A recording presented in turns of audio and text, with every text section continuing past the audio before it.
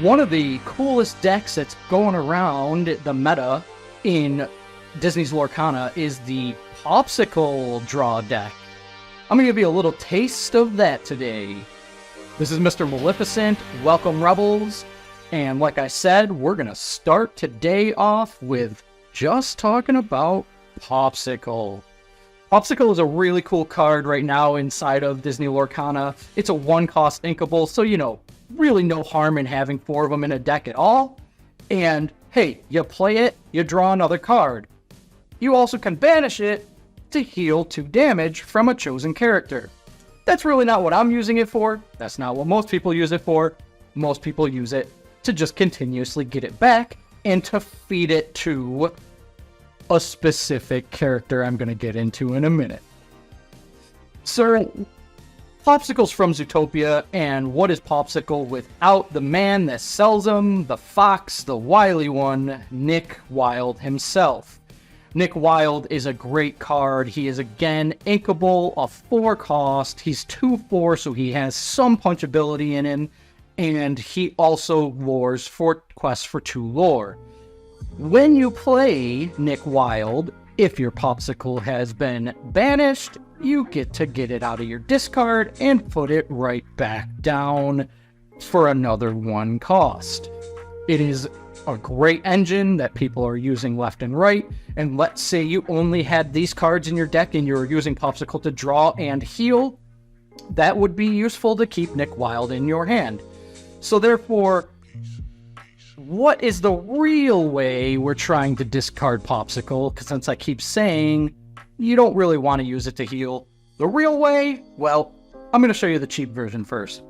Judy Hopps, again, along with the Zootopia, she's the cheap version. Look at, she quests for 2 lore. She's a 3 inkable. These cards are all great to have in a deck. When you play her, you can banish a chosen item. You could banish someone else's item if you wanted to, but the real thing you're targeting is you're banishing your own Pawpsicle. When you banish Pawpsicle, you then would get to draw a card to your hand. And then, obviously, when Pawpsicle's banned, you play Nick Wilde, you get it back, you play it, and you do it all over again. Judy is an uncommon, just like Nick. These 3 cards you should be able to easily get 4 of for basically no cost if you've just opened up any amounts of packs. I feel like you should be able to have these, and even if you don't have them, when you go to a league, I'm sure there's plenty of people that will just give you some extra cards. I know if anybody's looking for them in my leagues, I'll definitely hand them some extras of these. So, what's the better card to play, though, instead of Judy? Well, the better card to play instead of Judy is actually Heartham Flavorsham. Now, Heartham, not from Zootopia, Heartham is the better draw support than Judy. When you play Heartham, you can discard an item or banish an item to then draw 2 cards rather than the 1. Heartham also, every time he quests, lets you banish an item to draw 2 cards, so it's not just a one and done. Heartham does cost 1 more, but is still inkable. Heartham is 6 defense, so extremely punchable, even though he can only give 1 back. The point is, you're not going to be attacking with Heartham, you're only going to be questing. Judy does quest for 2 lore, Heartham only quests for 1, but the ability that you're getting with Heartham is so much better that they couldn't have it be a 2 lore and have it make sense. He would have been so broken in that regard. Heartham is a rare, so this one is a little bit pricier and a little bit harder to get your hands on 4 of them. So that's why I'm saying if you're looking for just a budget run deck, Judy is fine enough, but really Heartham is what you want in this.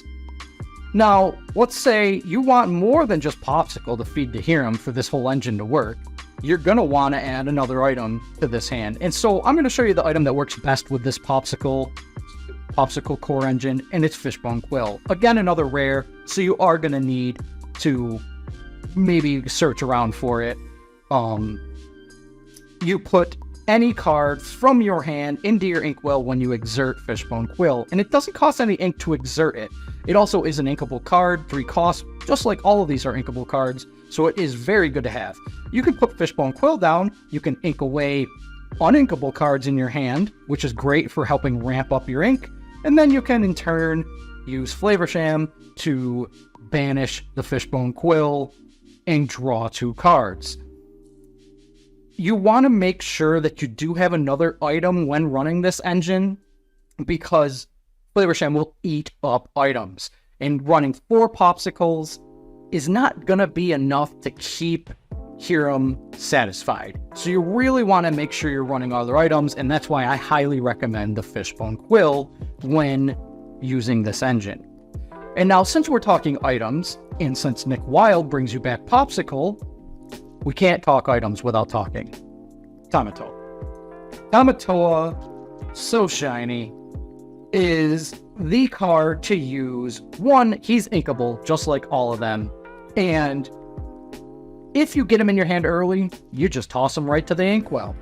But if you get him in your hand late, after you've been ramping with Fishbone Quill and drawing so many cards, Tamatoa is the perfect card to play down and get back a card from your discard that is an item.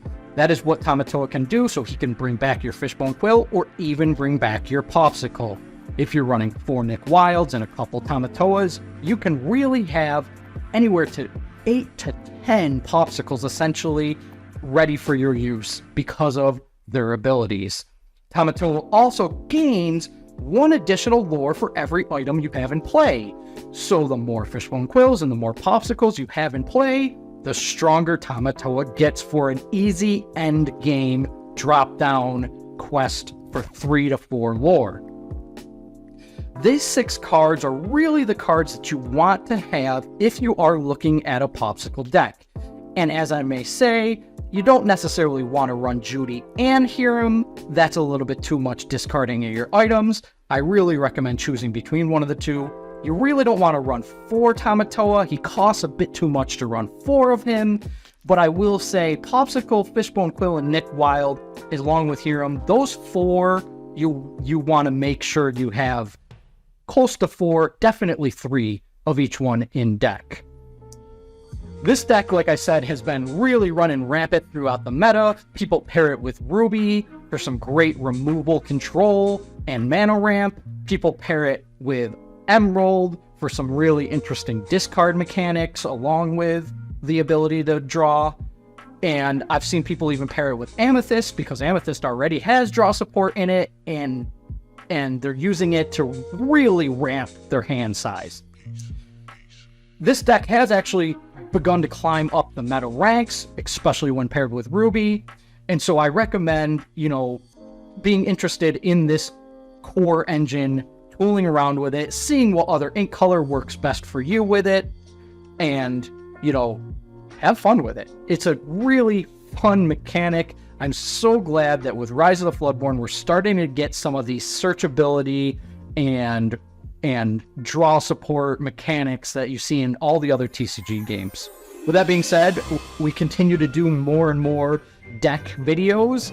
You can look for more of them here, and at the same time, if you want to know more basics of Lorcana or just see some of our other videos, we recently went to PAX, take a look here. Quest on, my friends.